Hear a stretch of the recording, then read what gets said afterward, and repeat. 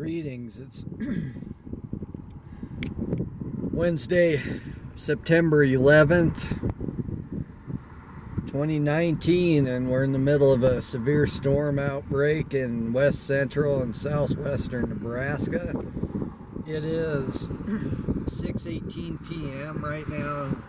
We're just south of North Platte looking west. We have some storms already starting to build. They started building a little while ago, and we got storms in almost every direction. Looking south, southwest. Pan in on that.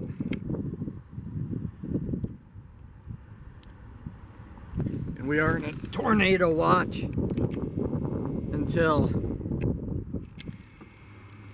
11 p.m. tonight. Really unusual weather for September. But yeah, we got storms building up in every direction.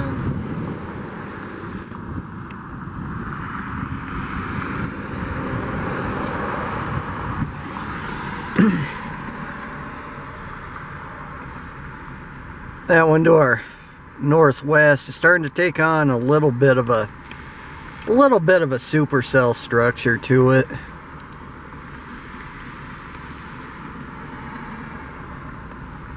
Things are definitely getting stronger.